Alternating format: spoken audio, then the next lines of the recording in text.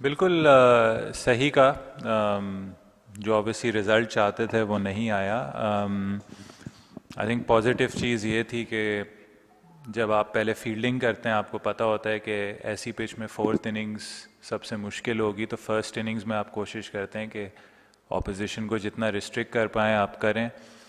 8 विकेटों तक हमने बहुत अच्छी बॉलिंग की थी। और फिर जो हमने हमेशा बात की है कि जो टेस्ट मैचेस होते हैं उसमें जो आपकी फ़र्स्ट इनिंग्स बॉलिंग होती है और बैटिंग होती है उसका कॉम्बिनेशन होना बहुत ज़रूरी है, ताकि तीसरी इनिंग्स और चौथी इनिंग्स में आपके पास एडवांटेज रहे।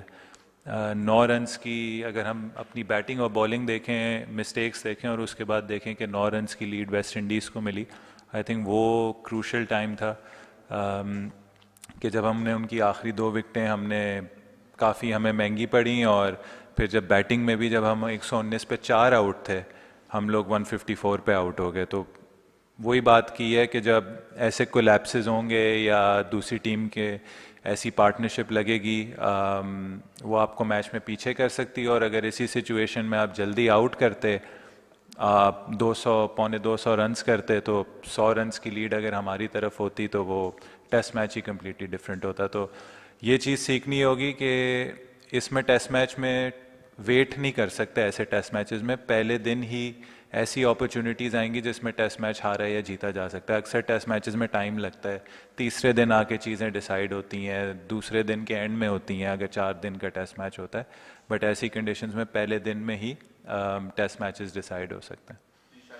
शान, हमने पूरी सीरीज में देखा कि आप थे, सोल शकील थे या रिजवान कुछ कलर में नज़र आए। जब ऐसे विकेटें बना रहे थे तो बैट्समैनों की तैयारी भी नहीं नज़र आई हमें। अगर ऐसे विकेटें बनानी ही थी तो बैट्समैनों की तैयारी तो कहीं नज़र आनी चाहिए थी। और हमने सेकंड इनिंग्स में हम देखा, यूँ लगा कि हम स्पिनर्स को खेलना भूल गए हैं। हमें हमारी बैट उस तरह चलते नज़र नहीं आए जिस तरह ग्रेक ने अपनी टीम को लेकर चले और उन्होंने पूरी अपनी बैटिंग लाइन को बिल्ड किया। तो ये क्या लैक ऑफ प्लान था या खिलाड़ियों ने उस पर अमल नहीं किया जिस पे किया था? और इस सारी सिचुएशन में आप किसको जिम्मेदार ठहराएंगे कि असल में शिकस्त की जिम्मेदारी कहाँ पे जाके फिक्स होती है? देखें, सबसे पहले पाकिस्तान टीम हारती है या पाकिस्तान टीम जीतती है, आप किसी को भी जिम्मेदार, ये कोई अकाउंटेबिलिटी ब्यूरो नहीं है कि बस एक बंदे को आपने ज़िम्मेदार किया। ये एक टीम एफर्ट होता है। और जो हमने बातें की, हमारी गलती एज ए टीम ये थी कि फर्स्ट डे में दोनों फर्स्ट इनिंग्स हुई और वहाँ हम मैच हारे हैं एज ए टीम। मतलब मैच हारे नहीं, हारते तो आप आखिरी बॉल तक नहीं है, वहाँ मैच में पीछे हुए हैं। और ऐसे पीछे हुए हैं जिसमें ऑपोजिशन को एक एक फ्रीडम मिला। अगर आप देखें, आपने ज़रूर क्रेग ब्रैथवेट की बात की है, बट वही अगर 100 रन्स की लीड होती, आई डोंट थिंक वो उस तरीके से खेल पाते, या इवन 70-75 रन्स की लीड होती कि कम्प्लीटली गेम डिफरेंट होता। तो हमें ये रियलाइज़ करना होगा as a batting and bowling unit कि यहाँ मैच बहुत जल्दी, उसका जो जो रुख है मैच का रिजल्ट का, वो बहुत जल्दी डिसाइड होगा। हमने दोनों का जो मिलाप है आपस में, बैटिंग का और बॉलिंग का, पहले 10 आउट करने का और पहली इनिंग्स में रन्स करने का, वो जब तक हम टीम से प्रेशर नहीं डालेंगे तो वो हो सकता है कि हम गेम में पीछे चले जाएंगे। और जहाँ तक प्रेपरेशन की बात की, देखें अभी तक हमें पता है हमने डोमेस्टिक क्रिकेट इन कंडीशंस में नहीं खेली। एक तरीके से बहादुरी भी है कि बैट्समैनों ने अपने आप को एक्सपोज किया इन कंडीशंस में। जितनी प्रैक्टिसेस मिली हैं, जितने हम कर सकते थे, हमने वो चीज़ें प्रेपरेशन में की हैं। लेकिन ये हमारे लिए भी कई नई चीज़ है। अब इम्पॉर्टेंट चीज़ ये है कि हमें इसको डोमेस्टिक क्रिकेट में रेप्लिकेट करना होगा, अपने बैट्समैनों को एक्सपोजर देना होगा कि हम इन कंडीशंस में खेलें और इन कंडीशंस में रन्स करके दें। और इसी तरीके से बॉलर्स का भी होगा कि किस तरीके से हम जल्द से जल्द 20 आउट कर सकते हैं। क्योंकि यहाँ अगर आप देखें चौथी इनिंग्स में एनीथिंग ओवर 140-150 एक कंपेटिटिव स्कोर है, जहाँ स्पिनर्स हमेशा एज उनको मिलेगा क्योंकि पिच में टर्न था, पिच में बॉल सीधा भी रह रहा था, प्रिडिक्ट करना मुश्किल था। तो ये कुछ चीज़ें हैं जिन पे हम काम कर सकते हैं।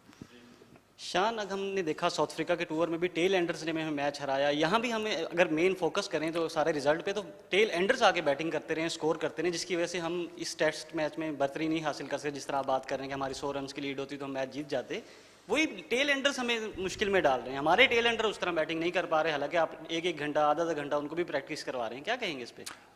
लेकिन फिर वही बात है, आप एक चीज़ पे कि एक किसी भी, जब बहुत सारी चीज़ें हुई होती हैं, आप किसी भी अच्छी चीज़ को आप क्रेडिट दे सकते हो, किसी भी बुरी चीज़ को आप कह सकते हैं कि भाई इसकी वजह से मैच हारे।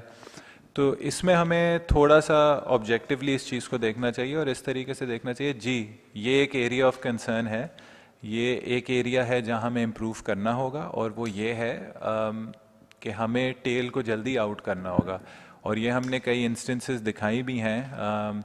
आई थिंक ऑस्ट्रेलिया में जब हम थे, जो हम 3 टेस्ट मैचेस खेले थे, हमने काफ़ी बार उनको, जहाँ मुझे लगता है कि उनकी best tail in the world है ऑस्ट्रेलिया की, जिस तरीके से वो रन्स करते हैं, जो उनकी एवरेजेस हैं, हमेशा उनका कंट्रीब्यूशन रहता है, हमने वहाँ बहुत अच्छी चीज़ की। बट कई सीरीज़ में, बांग्लादेश सीरीज़ हो गई, इधर की ये वेस्ट इंडीज़ सीरीज़ हो गई, या साउथ अफ्रीका में हो गई, यहाँ हमने उस तरीके से आउट नहीं किया। और फिर हमारी भी रिस्पॉन्सिबिलिटी बनती है कि हमारी जो आखिरी 4 विकेटें, और जब भी उन्होंने परफॉर्मेंसेस दी हैं तो रिज़ल्ट भी हमारी तरफ आए या हम मैच में कंपेटिटिव रहें। तो ये एक चीज़ है जो हम इम्प्रूव कर सकते हैं और हमें करनी पड़ेगी, सीखनी पड़ेगी जल्दी। जी शान भाई, सवाल का उन्वान है इख्तियारात का कंप्रोमाइज़ और फैसला। डिटेल इसकी ये है कि पिछले साल जब आप यहाँ पहले टेस्ट के लिए आए थे, टीम का ऐलान किया, पिच के हवाले से बहुत एतमाद में थे, लेकिन एक टेस्ट ख़त्म हुआ, बदकिस्मती से पाकिस्तान हारा। दूसरे टेस्ट से कबल सब कुछ तब्दील हुआ और हमें नज़र आया कि इख्तियारात में आप कंप्रोमाइज़ करते नज़र आए। आपके 2 गैर मुल्की कोचेस इसी वजह से इस्तीफ़ा देकर चले गए।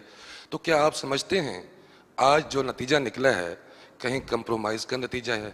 आप आज़ादी से फैसले नहीं कर सके, और जो फैसले का मैंने उन्वान दिया था, अगली सीरीज़ 8 माह बाद है। हमने पहली वर्ल्ड टेस्ट चैम्पियनशिप में नंबर 6 पर फिनिश किया था, दूसरी वर्ल्ड टेस्ट चैम्पियनशिप में नंबर 7 पे फिनिश किया था, और आज हम नंबर 9 और आखिर में हैं। अपना फैसला आप खुद करेंगे या पाकिस्तान क्रिकेट बोर्ड का इंतज़ार करेंगे? Next question please. सर भाईजान, एक मिनट नज़ीर भाई, एक मिनट। देखें, आप जिस तरीके से आपने पिछले दोस्त की बात की, उसका मैं आपको कोई जवाब नहीं दे सकता। इसके मैंने जवाब दिए और जवाब आप दिए।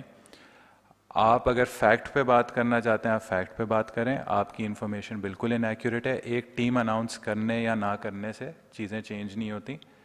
सेकंड टेस्ट अभी जो शुरू हुआ है, उसमें टीम हमने इसलिए अनाउंस नहीं की थी, हमने रात में कर दी थी, उस दिन हमने प्रैक्टिस ही नहीं की थी, हमने ऑफ रखा था क्योंकि हमने 2 दिन की थी प्रैक्टिस। इंग्लैंड से भी जो पहली सीरीज़ हुई थी, आपने सवाल कर लिया, मुझे उसका जवाब। इंग्लैंड से भी जब सीरीज़ हुई थी तो हमने पहले टेस्ट में विकेट देखते हुए, हमारे पास 4-5 दिन की प्रेपरेशन थी, हमारे पास पूरी इन्फॉर्मेशन थी, हमें लगा कि वो बेस्ट पॉसिबल क्या कहते हैं 11 है, बेस्ट पॉसिबल कंडीशंस के हिसाब से 11 है, हमने अनाउंस की। एतमाद आपका एक ओपिनियन है, उसको मैं रिस्पेक्ट करता हूँ, बट आप भी अपने प्लेयरों को रिस्पेक्ट दें, ठीक है? Decision maker Pakistan cricket board है। पाकिस्तान क्रिकेट बोर्ड ने जब भी जो भी फैसला लिया है, मैंने पर्सनली या प्लेयर्स ने हमेशा उसको एक्सेप्ट किया है। हम लोग इस मुल्क के हैं, इस इदारे के हैं, ठीक है? और हम लोग आपके भी लोग हैं। इस तरीके से डिसरिस्पेक्ट करना किसी को, ये कोई टॉलरेट नहीं करेगा। आपके सवाल में बहुत ज़्यादा डिसरिस्पेक्ट था। और देखें नहीं, ऐसा ही है। आपने अपने आप को एक क्वेश्चन वॉइस करने के चक्कर में आपने, ठीक है, आपने बोल दिया। आप किसी को अगर नीचा दिखाना चाह रहे हैं, आप दिखा दें। हम लोग पाकिस्तान के लिए खेलते हैं, हमारी जो भी कोशिश हुई है पाकिस्तान के लिए रिजल्ट्स लाने की हुई है। ये जो पिछली हमने कंडीशंस चेंज की हैं, जो हमने बार बार कहा है, हम लोग 4 में से 3 मैचेस जीते हैं, 1 मैच हारे हैं, जो हमने पहले दिन में, अगर हम अपनी गलतियां नहीं करते, वो भी हमारी तरफ मैच होता। तो अगर हम कोई चीज़ ट्राई कर रहे हैं, किसी चीज़ में एफर्ट डाल रहे हैं, उसमें कुछ चीज़ें कॉम्प्रोमाइज़ भी करने के लिए तैयार हैं, हम लोग अपनी चीज़ रिस्क करने के लिए तैयार हैं, तो उसको अप्रिशिएट करना चाहिए और देखना चाहिए कि चीज़ की रुख किधर है।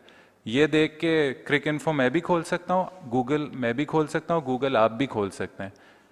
अगर आप किसी चीज़ के साथ जस्टिस करना चाह रहे हैं तो पहले उसकी प्रॉपर रिसर्च करें कि क्या काम हो रहा है, उसको लर्न करने की कोशिश करें, उसके बाद आपने जो क्रिटिसिज्म या जो ओपिनियन देना आप ज़रूर दें। शान, नो डाउट पिच बहुत मुश्किल थी, और बाबर आजम के हवाले से मैं सवाल करना चाहूँगा। एक लंबा पैच उनका आ गया है, सेंचुरी नहीं आ रही, फैंस बड़े मायूस हैं बाबर आजम की, अभी तक दुआ गो भी हैं कि बाबर आजम की सेंचुरी आए। साउथ अफ्रीका टूर में और रिदम में आते नज़र आए, लेकिन अभी यहाँ पर बाबर आजम की बहुत ज़रूरत थी।